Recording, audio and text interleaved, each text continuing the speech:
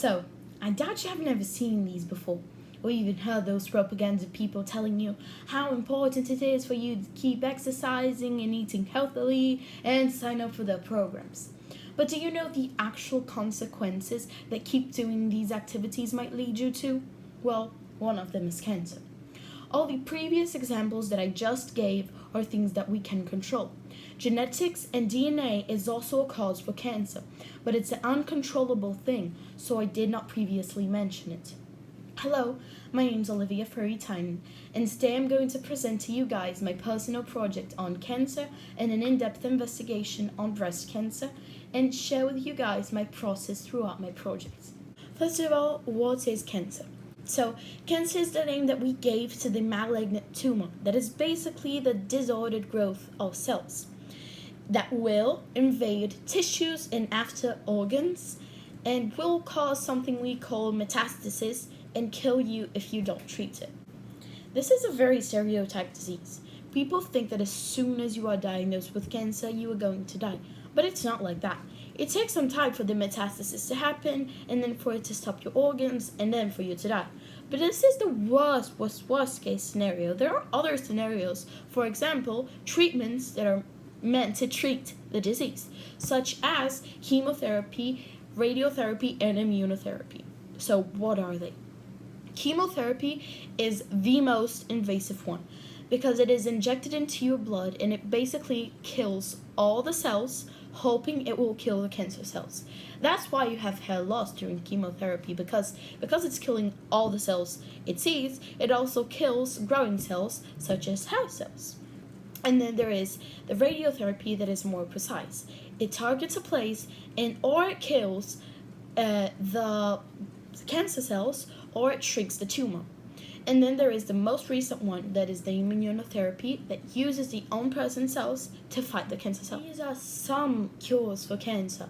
So people have the idea that one day we will have one cure for cancer. And the reality is we will never have. Cancer is not one disease. It's separated into a ton of them. And it's differentiated with the rates of mortalities of how difficult it is to treat each one, and also how each person's body reacts and responds to each treatment. There are curable cancers. For example, breast cancer. It's curable with the good response of the treatments. But the problem is the lack of accessibility to the treatments because it's very expensive. And I got to know more about that with Protea. What is Protea? Protea is a NGO that finances the treatments for low-income women in the eastern zone of São Paulo. And they work in the hospital of Santa Marcelina in Itaquera.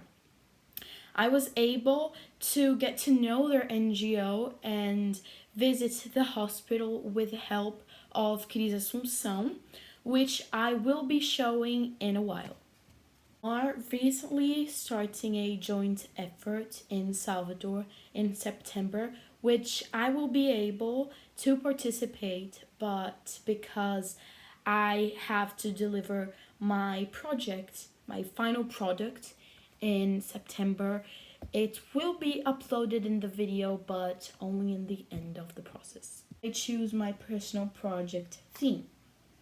So, at the beginning of the year, our monitor, Simile Seixas, presented to us a personal project. I had the idea of doing something related to medicine. I didn't really know what, but I wanted to do something related to the job I'm aiming to do, which is medicine. I had two ideas. The first one was to do a project on how to add sign languages into school curriculums. And the second one, that is a lot more personal, that was why I followed it, cancer. But I didn't really know what on cancer to do.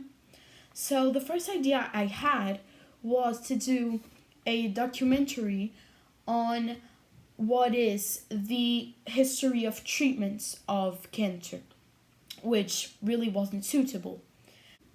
And then the first thing I did was contact Clarissa Matias. She's an oncologist, and she took me to the League Association of Cancer in Unifax, and I was able to see her presentation on clinic cancer. And at the end of the presentation, they picked up 4 books, and I won second place, this breast cancer book, which kind of gave me an idea of what I wanted to work on and what could I work, but I still didn't know that I was going to do something related to breast cancer. And then I contacted the geneticist Ivana Nascimento, which was the most realistic person with me. She kind of broke the ideas on my head of what the reality was and what could I not work on. And she really helped me on the senses of, should I do this? Should I not do this?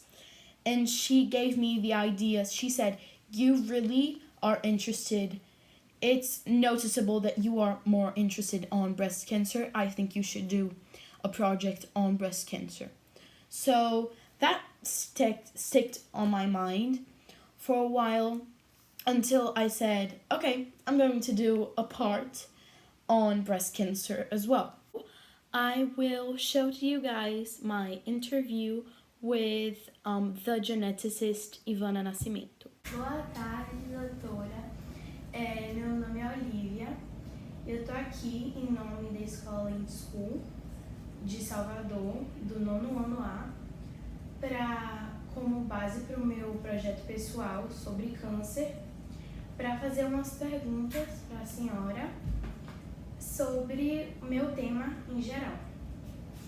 Começando por qual é o seu nome, sua especialidade e onde que você se formou? Bom, meu nome é Ivana Nascimento, eu sou oncologista clínico, me formei na Universidade Federal, na Faculdade de Medicina da Universidade Federal da Bahia e trabalho agora em oncologia, no Núcleo de Oncologia da Bahia, há 32 anos. Nossa! O câncer, a oncologia, é um trabalho que tem muitos tabus a respeito. O que você acha sobre o medo de algumas pessoas sobre a sua profissão? Sobre essa especialidade, né? Sim. Bom, o medo,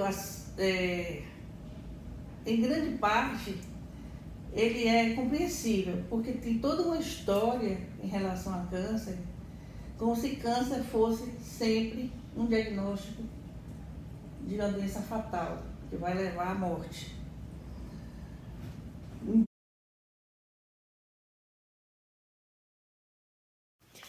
And then the holidays came, and I had the idea of going to São Paulo and to work more on the project there.